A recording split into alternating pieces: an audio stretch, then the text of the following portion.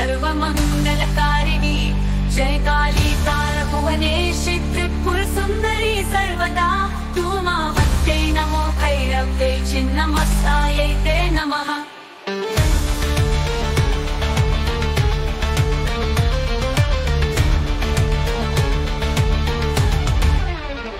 कालिके कालरूपायै योधमूर्ते नमो वास्तुते महाकालप्रिया देवी भवभीतिहराय च तारिण्ये त्रिविधाकारे भक्तानामभयप्रदे सर्वविद्याप्रकाशायै महाशक्ति नमोस्तुते। शक्ति स्वरूपा सर्वेश्वरी अघनाशिनी जगदम्बिके त्राहि मामाकातः सर्वदा भक्तवत्सले करुणामयि जयति जयति महाविद्या दशविद्या स्वरूपिणी शरणं शरणं महादेवी सर्वमङ्गलकारिणी।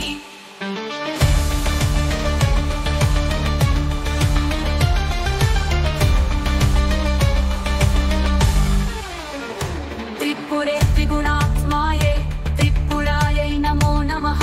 ललिते त्रिपुरारम्ये भक्तानुग्रहकारिणी भुवनेश्वरी जगन्मातः विश्वेश्वरी नमोस्तुते। आकाशधारिणी देवी भुवनत्रयकारिणी शक्ति स्वरूपा सर्वेश्वरी अघनाशिनी जगदम्बिके त्राहि मामाकातः सर्वदा भक्तवत्सले करुणामयि जयति जयति महाविद्या दशविद्या स्वरूपिणी शरणं शरणं महादेवी सर्वमङ्गलकारिणी।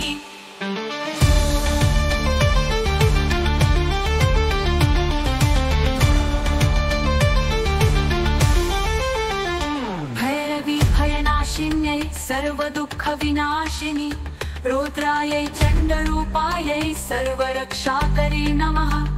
छिन्नमस्ते महायोगे शक्तिरूपे नमोस्तुते।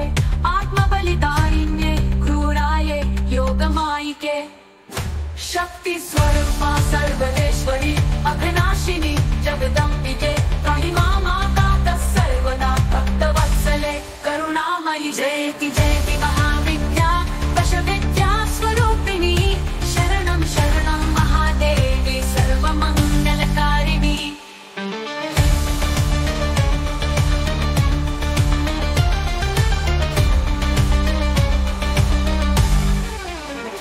धूम्रवर्णे धूमूर्ते शून्यस्वरूपिणी नमः। संसारबन्धमोचायै धूमावत्यै नमो नमः। पगले विमलारूपे वाक्सिद्धै शुभप्रदे सर्वविघ्नहरायै च सर्वशक्तिस्वरूपिणी शक्ति स्वरूपा सर्वेश्वरी अघनाशिनी जगदम्बिके त्राहि मामाकातः सर्वदा भक्तवत्सले करुणामयि जयति जयति महाविद्या दशविद्या स्वरूपिणी शरणं शरणं महादेवी सर्वमङ्गलकारिणी।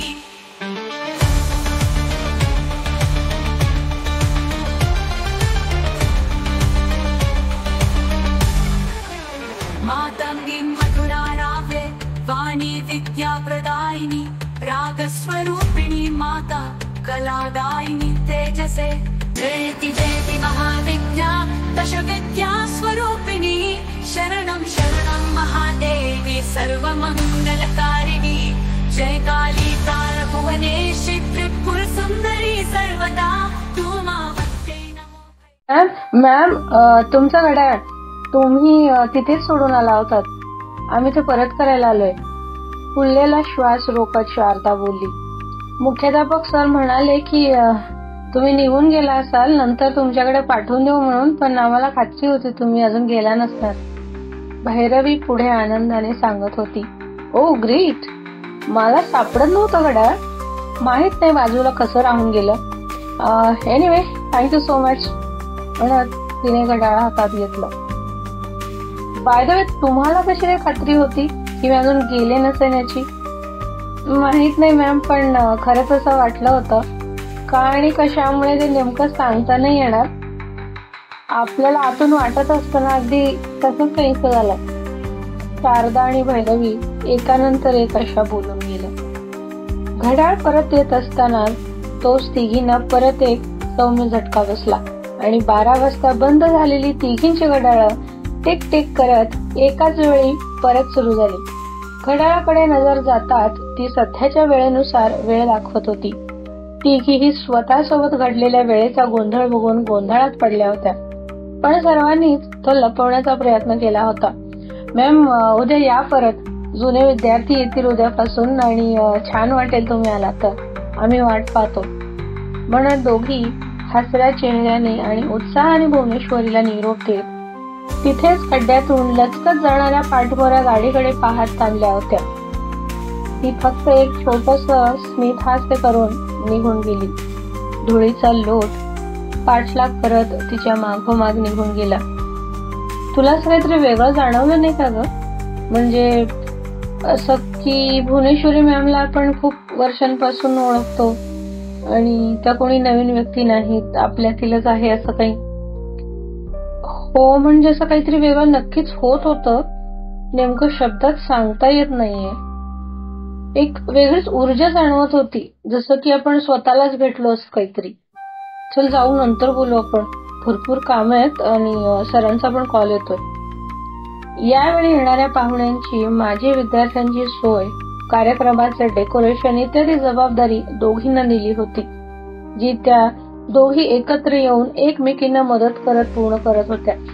शाळेच्या नेहमीच्या वेळेपेक्षा उशिरापर्यंत थांबून उद्याची तयारी करून शारदा आणि भैरवी आपापल्या घरी गेल्या. काय गे, किती उशिरा शाळेतून घरी यायला?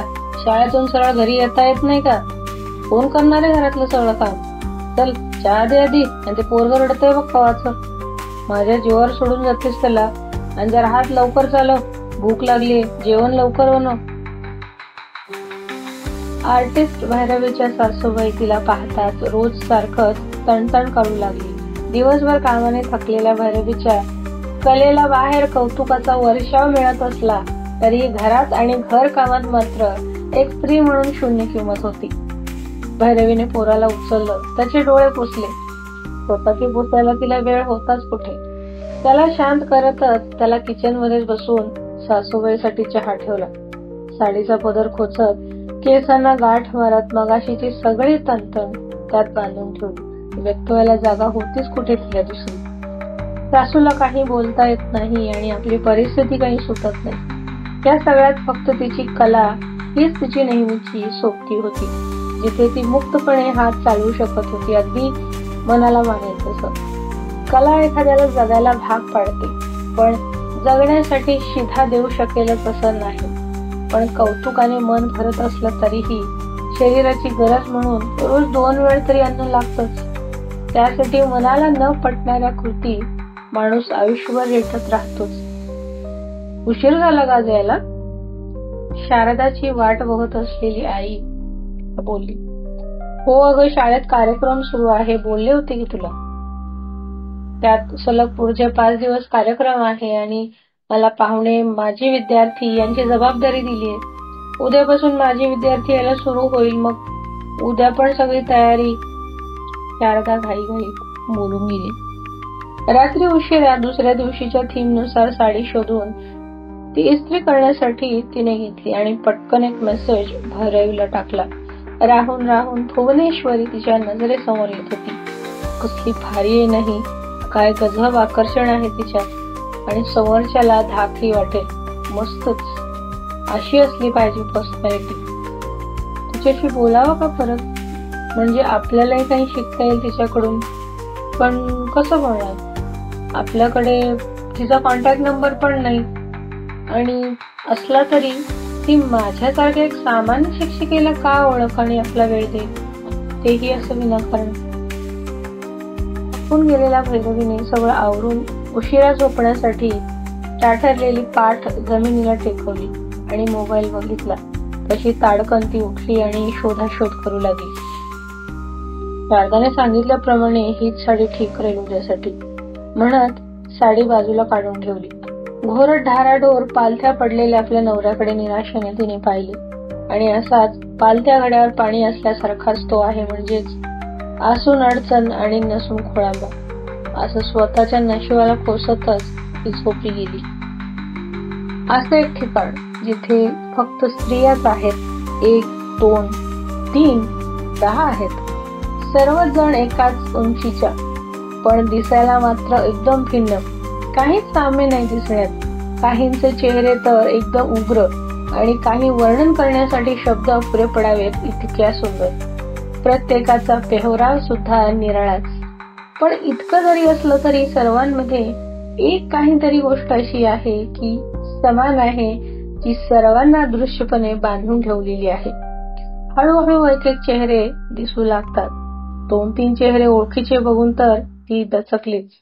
इतक्यात अलार्मच्या आवाजाने शारदाला जाग आली. श्वासोच्छवासांची गती वाढलेली होती. किंचित घामही आला होता. ती आसपास पाहत ते स्वप्न असल्याची खात्री करून तयार होऊन शाळेला निघाली. वाटेत सगळे हेच विचार तिच्या डोक्यात सुरू होते. ओ शारदा मॅडम, तयारी कशी सुरू आहे बघा ना, लक्ष ठेवा, जास्त लोक येणार आणि कोणाचं काही मन दुःख कामा नये, मग ते कोणत्याही कारणाने असेल. व्यवस्थित प्रत्येकाकडे लक्ष असू द्या. आणि भैरव मॅडम कुठे आहेत? दिसल्या नाहीत अजून. आणि हो, मला आत्ताच त्या भुवनेश्वर मॅडमच्या असिस्टंटचा कॉल पण आला होता आजच्या कार्यक्रमाची रूपरेषा जाणून घेण्यासाठी. ते येऊ शकतात कधीही. मुख्याध्यापक म्हणून सर्व जबाबदारी स्वतःच्या खांद्यावर होती. कोणतीही चूक त्यांच्यावरच भारी पडणारी होती. कौतुकाची थाप द्यायला जाणीवपूर्वक विसरले जाते, पण आरोपीच्या पिंजऱ्यात मात्र क्षणात उभे केले जात असते. त्यामुळेच त्यांची ही सगळी धडपड होती. अरे वा सर, छानच होईल ते आल्या तर. म्हणजे मला रात्री जसं वाटत होतं की त्यांना परत भेटावं असं. सर, भैरवी आली, आम्ही घेतो आवरून, तुम्ही काळजी करू नका. परिस्थिती सांभाळत शारदा बोलून गेली. अगं, मला एक स्वप्न पडलं होतं सकाळी आणि मी घाबरून गेले. भैरवी बोलली. स्वप्न? काय होतं ते? म्हणजे 10 वेगवेगळ्या स्त्रिया आहेत. कोणी खूप सुंदर आहे, कोणी अरूप आहे, तर कोणी भयावह अशा रूपात. आणि त्यात मला काही चेहरे ओळखीचे पण दिसले आणि बाकीचे अनोळखी होते. भैरवी काम करता करता आठवून सांगत होती. आणि त्यात मला तुझा चेहरा पण दिसला. मीही त्यातलीच होते. आणि अजब म्हणजे त्यात एक भुवनेश्वरी मॅम पण होत्या. असंच होतं का पुढचं स्वप्न? शारदाने आश्चर्याने विचारलं. हो, पण मी अजून तुला न सांगता तुला माझं स्वप्न कसं काय समजलं? भैरवी हैराण आणि अचंबित होऊन शारदाला प्रश्न करत होती. डेकोरेशन जोरदार सुरू होतं. असंख्यात अनुभवांनी थकलेल्या शरीरावर रंगरंगोटी आणि दागिने घालावेत, पण तरीही सुरकुत्या लपवता येत नाहीत. असंच काहीसं शाळेचं रूप दिसत होतं. सगळीकडे धावपळ, कारण आजपासून माजी विद्यार्थी आपल्या शाळेला भेट देणार होते. खूप वर्षांपूर्वी सोडून गेलेल्या पाऊलखुणा आज शाळेसोबतच त्याही जीर्ण झाल्या होत्या. भैरवी आणि शारदा त्याच कामात गुंतल्या होत्या. अचानक आलेल्या कामामुळे दोघींचं बोलणं तिथेच थांबलं गेलं. आपण नंतर बोलूयावर, मी जरा जाऊन येते, सरांनी बोलवलं आहे, म्हणत शारदा घाईने तिथून निघून गेली. भैरवीच्या नसानसात कला आणि सर्जनशीलता भरभरून होती. ती काम करू लागली की तिला इतर कशाचंही भान उरत नसे. तिला फक्त विषय आणि थीम सांगितली की दरवेळी अपेक्षेपेक्षा जास्त कधीतरी काहीतरी विलक्षण असं तिच्या हातून घडून जायचं. ती शाळेच्या समोरच्या प्रांगणातच तिचं काम करण्यात मग्न होती. किती वेळ निघून गेला याचं भानही तिला नव्हतं. एक एक करत सर्व जुन्या विद्यार्थ्यांची पावलं शाळेत कित्येक वर्षांच्या प्रतीक्षेनंतर आज परत आत पडत होती. कित्येक बॅचेस निघून गेल्या होत्या. त्यातून कोण कोण येतील कोणाला काहीही कल्पना नव्हती. शाळेत एकाच गल्लीत राहणाऱ्या जीवाभावाच्या मैत्रिणी आज काळाच्या ओघात हरवून गेल्या होत्या. कोणाची नावं काय, चेहरे सुद्धा लक्षात नव्हते. पण प्रत्येकीच्या कुठेतरी एक छुपी आशा जरूर होती की कदाचित माझी शाळेतली सोनी एखादी मैत्रीण भेटेल.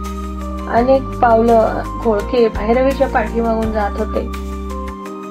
ओ वाव, अमेझिंग! इतका गोंगाट असतानाही पाठीमागच्या घोळक्यातून एक आवाज भैरवीच्या कानांना स्पष्ट ऐकू आला. भैरवीने समोर रेखाटलेली सरस्वती देवीची आकृती, त्यातील रंग, अगदी देवीच्या पांढऱ्या रंगाच्या साडीवर असणारे पुसट नक्षीकाम, साडीच्या काठावरील कलाकुसर किंवा तिच्या सोबत असणारा मोर आणि हंस यांचे पंख असोत. किती कौतुक करावं तेवढं कमीच आहे. म्हणजे किती बारीक निरीक्षण आहे, पण हातातील कला आणि बुद्धी किती चाणाक्ष आणि तीक्ष्ण आहे. खरंच इतकं सुंदर असं कोणालाही बनवता येणार नाही. नक्कीच दैवी देणगी लागते यासाठी.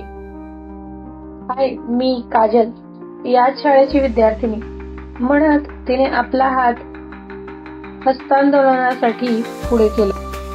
समोर धडधाकट, एकदम मजबूत धिप्पाड बांधा, काळे अर्धे कुरड्या असणाऱ्या केसांनी तसं काही तिचं आयाळ बनवलं होतं.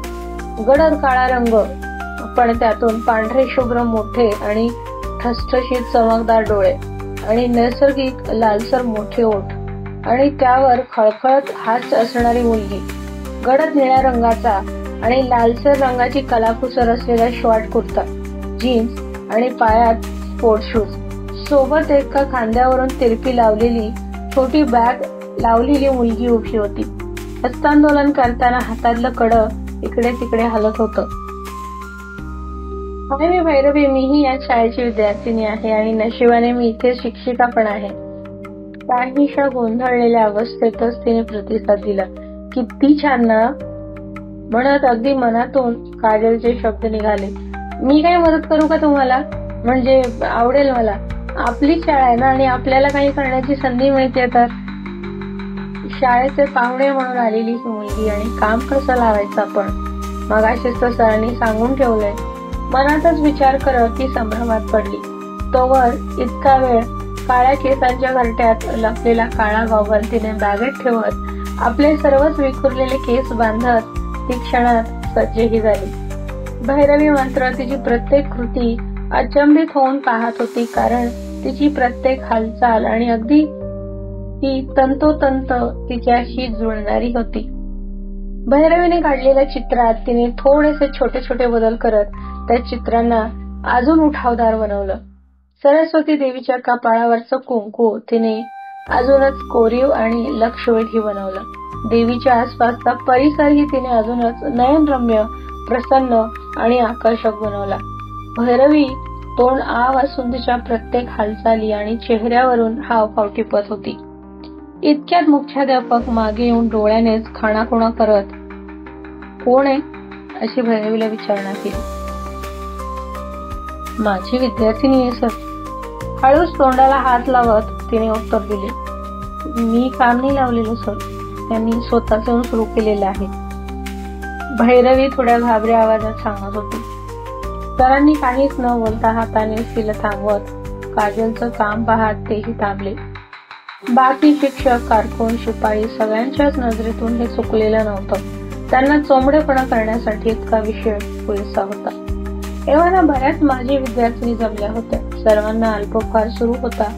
सगळेच एकाच झाडाची मुळे आणि फांद्या असल्या तरीही एकमेकांपासून भिन्न दिसत होत्या. कोणाला काहीच ओळख लागत नव्हती. वेगवेगळे वयोगट, राहणीमान यामुळे अजूनच एकमेकींना आपल्यातील भिन्नता स्पष्ट जाणवत होती. भैरवी, अगं चल, थोडं खाऊन घेऊ. झालं का तुझं? आवरलं का? शारदा आपल्या लाडक्या मैत्रिणीसाठी आपली कामे सांभाळतच आली होती. भैरवीने आपल्या ओठावर बोट ठेवत तिला शांत राहण्याची खूण करत थांबायला सांगितले. ती मात्र आश्चर्यचकित होऊन हाताची बोटे हलवत कोणीही असे इशारे करत होती. सॉरी म्हणत काजलने दाताने जीभ चावत माफी मागत ती म्हणाली, सॉरी, माझ्या लक्षातच आलं नाही की तुमच्या काढलेल्या चित्रात मी असे फेरफार आणि बदल करायला नको होतं. पण काय झालं मला कळलंच नाही. समोर असं सरस्वती देवीचं चित्र पाहिलं आणि माझे हात आपोआप चालायला लागले. खरंच सॉरी भैरवी, म्हणजे मला माझ्या चित्रात पण असं कोणी खोड काढली तरी मला सहन होत नाही आणि मी अशी अचानक अशी का वागले माहित नाही. प्लीज माफ कर मला. अगं हो, पण सॉरी का म्हणतेस? आधी मला विनाकारण माझ्या कामात परवानगीशिवाय ढवाढव करताना राग आला होता खरा, पण तू ज्या आत्मीयतेने आणि तल्लीन होऊन काम करत होतीस ते पाहून मी शांत झाले. आणि खरंच या चित्रात अजून किती उणीवा होत्या हे मलाही कळलं. इतरांच्या दृष्टीने ते परफेक्ट असेल, पण एक कलाकार म्हणून मला ते आत्ता परिपूर्ण वाटते. खरंच या गोष्टी माझ्या ध्यानात कशा काय आल्या नाहीत? माहित नाही इतक्या दिवसात कसं काय. आणि सॉरी वगैरे काही नाही, थँक्यू म्हणते की पाहुणे म्हणून आलेली असताना सगळं विसरून इकडे कामासाठी मदत केलीस तू. भैरवीच्या या समजूतदार बोलण्याने ती पक्की हाडाची कलाकार आहे काजलच्या लक्षात आलं आणि तिचा ओरडा खाण्याची भीती कमी झाली. शारदा ही काजल, आपल्या शाळेची विद्यार्थिनी, आत्ताच ओळख झाली आमची. एकदम असं सळसळत चैतन्य भरलेली ही समोरची बिनधास्त मुलगी दोघींनाही एकदम जबरी वाटत होती.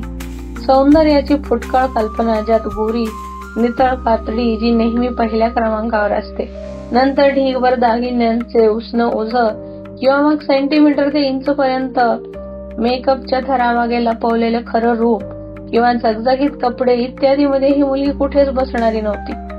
पण तरीही कमालीची आकर्षक अशी ती वाटत होती.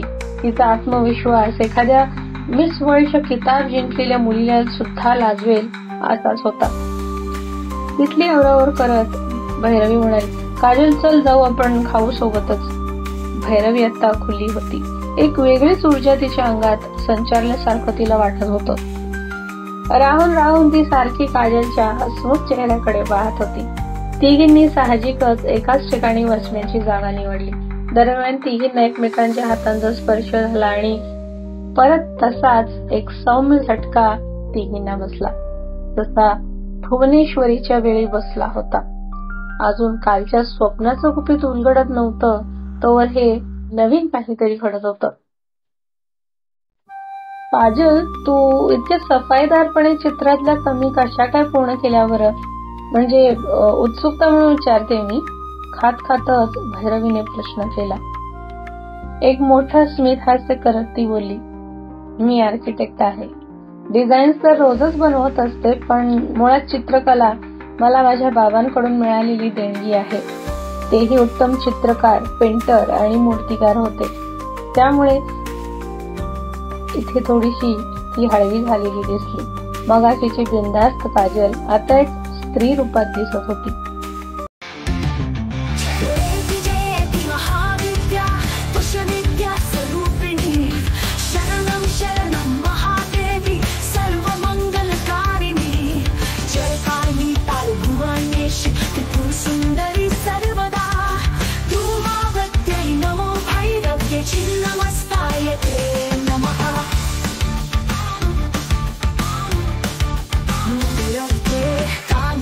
काल रूपाले क्रोधमूर्ते नमो अस्तु ते महाकाल.